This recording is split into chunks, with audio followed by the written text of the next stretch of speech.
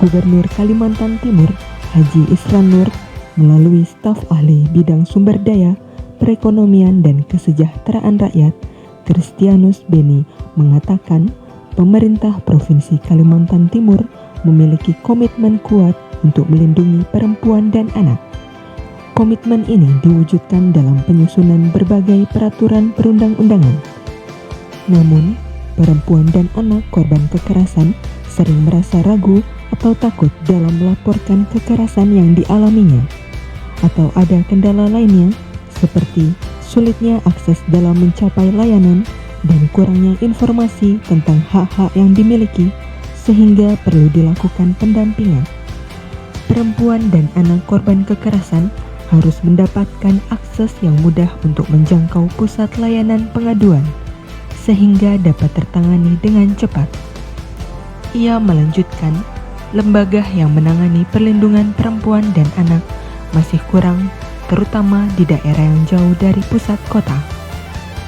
Disinilah pentingnya kehadiran Unit Pelayanan Teknis Daerah Perlindungan Perempuan dan Anak (UPTD PPA) sebagai pusat layanan khusus dan rujukan yang bermitra dengan pelayanan lainnya, baik yang tersedia pada instansi pemerintah maupun masyarakat. Sementara Kepala Dinas Kependudukan, Pemberdayaan Perempuan dan Perlindungan Anak DKP 3A Provinsi Kalimantan Timur, Noryani Sorayalita, mengatakan, menurut data Sistem Informasi Online Perlindungan Perempuan dan Anak Simfoni PPA tahun 2021, kasus kekerasan di Kalimantan Timur sebanyak 551 kasus. Sedangkan pada tahun 2022, kasus kekerasan di Kalimantan Timur meningkat sebanyak 945 kasus. Melihat data-data tersebut, perlu suatu upaya, yaitu percepatan penurunan angka kekerasan terhadap perempuan dan anak melalui pencegahan dan penanganan korban kekerasan secara terpadu. Saat ini, total korban kekerasan adalah 1.012 korban, terdiri dari 538 korban anak, 53,2%, dan 474 korban dewasa, 46,8%.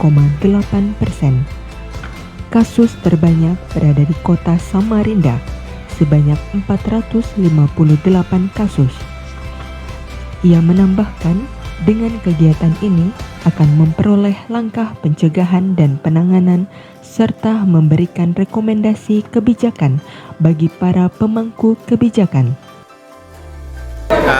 Artinya kami perwakilan dari Bapak Gubernur Provinsi Kalimantan Timur mengapresiasi kegiatan ini.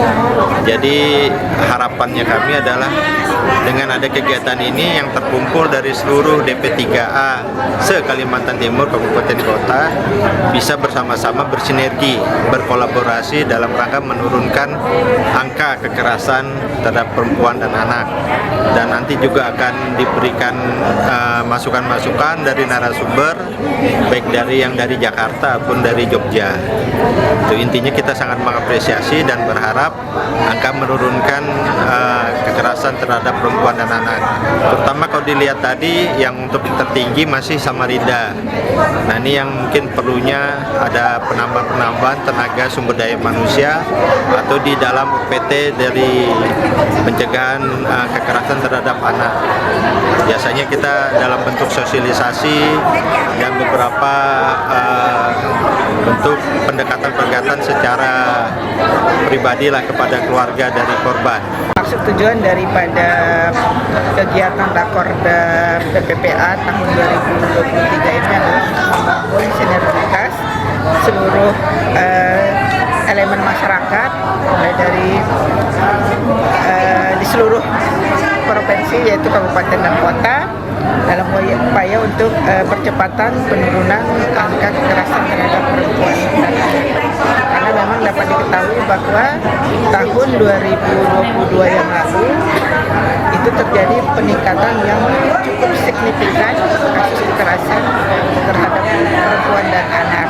Jadi pada tahun 2021 itu sebanyak 551 kasus, Sedangkan di tahun 2022 kemarin itu terjadi peningkatan yang cukup besar, yaitu sebesar 70% menjadi 945 kasus. Jadi ada